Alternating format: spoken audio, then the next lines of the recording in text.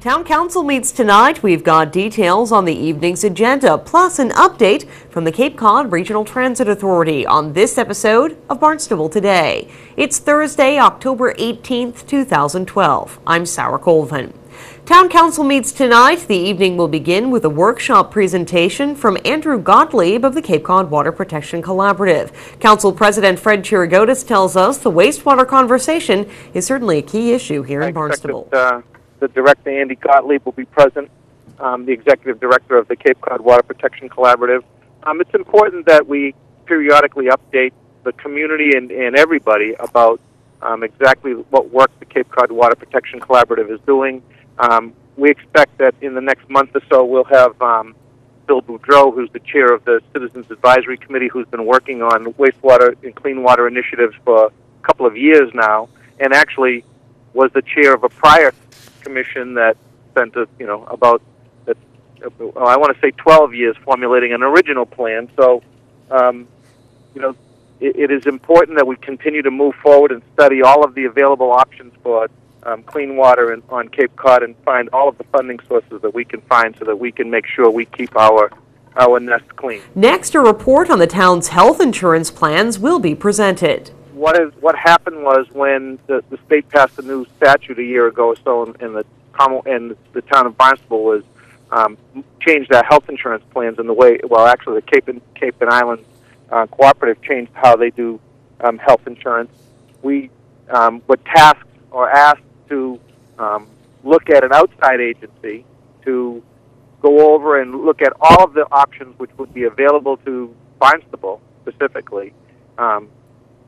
Together, alone, or in collaboration with anybody, to look at the costs of health insurance. And this is the presentation of exactly that kind of a study by a group that does, I think that they have studied at least 23 cities and towns in the Commonwealth of Massachusetts, and perhaps more than that, and been involved in doing exactly that. They are not a health insurance provider. They are not in, all they do is they study health insurance plans and how they work.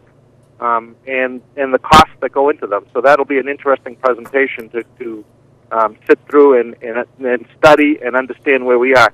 The problem I see it, though, is, we really have not addressed the issue of spiraling healthcare costs. We've simply shifted those costs away from the municipality to the individuals, but that's everywhere.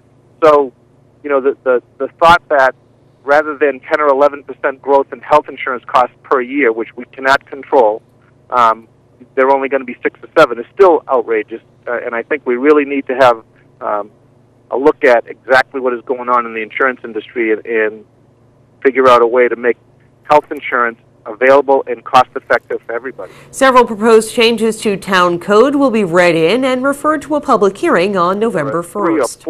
Three or four ordinances, I don't have it right in front of me, which specifically sort of deal with the issue of problem properties, and it's an initiative that's been brought forward by the, primarily by the Hyannis Civic Association in dealing with what they recognize to be problem properties in their community, but it's a townwide general ordinance which would apply in a host of ways. I expect that it'll be a lively discussion, whether or not, how people maintain their properties, the condition that they maintain them in, and it has to deal with so-called blighted property. The theory, I believe, is that poorly kept properties attract those who you find in those areas, and well-kept properties give people something to be proud of. They take care of their properties, and there's less, bad things that happen in those areas. So that's one of the issues that we have there. There's the issues of overcrowding. There's issues of multiple police calls to particular locations, so that what could happen in the future is that the property owner themselves would become responsible for the conduct of the people who are their tenants, and it can cost money. Council President Fred Chirigotis says the proposed changes will help the town deal with recurring problem properties if they are adopted. Ordinances modeled after ordinances that have been seen in other cities which have what they call problem properties, and the issue becomes as the Civic Association was analyzing what the problem is with properties that continuously require police calls because of a host of things, whether it's noise, drugs,